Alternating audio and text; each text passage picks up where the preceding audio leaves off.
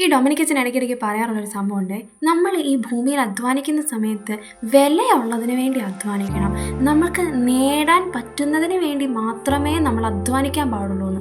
അപ്പം നമ്മൾ മനുഷ്യർ നമുക്കറിയാവുന്ന രണ്ട് സംഭവങ്ങളേ ഉള്ളൂ. നമുക്ക് പാസ്റ്റും അറിയാം, പ്രസൻറ്റും അറിയാം. ഫ്യൂച്ചർ എന്താണെന്ന് നമുക്കറിയത്തില്ല. അടുത്ത നിമിഷം നമുക്ക് എന്ത് സംഭവിക്കുന്നു നമുക്കറിയത്തില്ല. പക്ഷെ നമുക്കറിയാവുന്നൊരു സംഭവമുണ്ട്, നമ്മളെല്ലാവരും മരിക്കും, നമ്മളെല്ലാവരും മരിച്ചു പോകുമെന്ന് നമുക്കറിയാം. മരണശേഷം ഒരു ജീവിതമുണ്ട്, അത് ഇൻഫിനിറ്റി ആണെന്ന് നമുക്കറിയാം, നിത്യതയാണ്, അവസാനമില്ല. അപ്പം നമ്മൾ ഈ ഭൂമിയിൽ നമ്മളിങ്ങനെ കുറച്ചു കാലേ ജീവിക്കുന്നുള്ളൂ. അപ്പം നമ്മൾ ജീവിക്കുന്ന സമയത്ത് നമ്മൾ നേടാൻ ശ്രമിക്കുമ്പം, നമ്മൾ നേട്ടത്തിന് വേണ്ടി അധ്വാനിക്കുമ്പം വിലയുള്ളതിന് വേണ്ടി നമ്മൾ അധ്വാനിക്കണം. നേടാൻ പറ്റുന്നതിന് വേണ്ടി മാത്രമേ നമ്മൾ ഈ അധ്വാനിക്കാൻ വേണ്ടി പാടുള്ളൂ.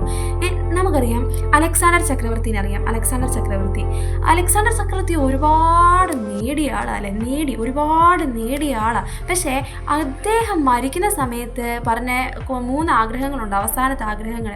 അതിൻ്റെ അത് 2 ആഗ്രഹം ഇങ്ങനെയാണ്: ഞാൻ അധ്വാനിച്ച് സമ്പാദിച്ച് കൂട്ടിയ നിധികളെല്ലാം എൻ്റെ ശവക്കുഴി വരെ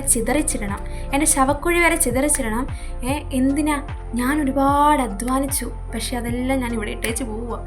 പിന്നെ പറഞ്ഞൊരാഗ്രഹമാണ് എൻ്റെ ശവപ്പെട്ടിക്ക് പുറത്തേക്ക് എൻ്റെ 2 കൈയും ഇങ്ങനെ മലക്കിനെ തുറന്നിടണമെന്ന്, ശവപ്പെട്ടിക്ക് പുറത്തേക്ക് ഇടണമെന്ന്, ശൂന്യമായിട്ട്. കാരണം ഞാൻ ഒരുപാട് അധ്വാനിച്ചു, ഒന്നും ഞാൻ കൊണ്ടുപോകുന്നില്ല. അപ്പോൾ പിന്നെ നമ്മൾ ഈ ഭൂമിയിൽ ഇങ്ങനെ അധ്വാനിക്കാനും ഒരുപാട് അറിവ് നേടാൻ വേണ്ടി നോക്കുന്നുണ്ടല്ലേ, നമ്മൾ ഒരുപാട് അറിവ് നേടാൻ നോക്കുന്നുണ്ട്. അപ്പോൾ നമുക്കറിയാം വിശുദ്ധ ബെർണദീത്തയ്ക്ക് ലൂർദിൽ മാതാവ് പ്രത്യക്ഷപ്പെട്ടു.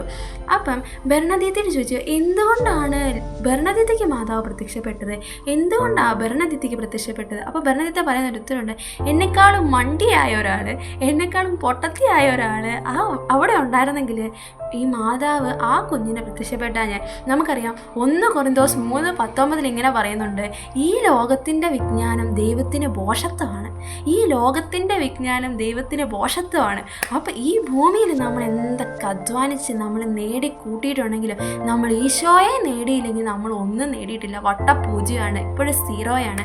കാരണം ഈ ലോകത്ത് നമ്മൾ ഈശോയെ നേടി, ഈശോയിൽ ജീവിച്ച്, ഈശോയിൽ മരിച്ച നമ്മൾ മരണശേഷം നമ്മുടെ നിത്യജീവിതത്തിൽ നമുക്ക് ഈശോയിൽ ജീവിക്കാൻ വേണ്ടി പറ്റും. കാരണം ഈ ഭൂമിയിൽ നമ്മൾ അധ്വാനിക്കുന്ന, കെട്ടിപ്പണിതെടുക്കുന്ന സംഭവങ്ങളും നേടുന്ന നേട്ടങ്ങളും ഉണ്ടാക്കുന്ന സർട്ടിഫിക്കറ്റുകളും ഒന്നും നമ്മൾ കൊണ്ടുപോകുന്നില്ല.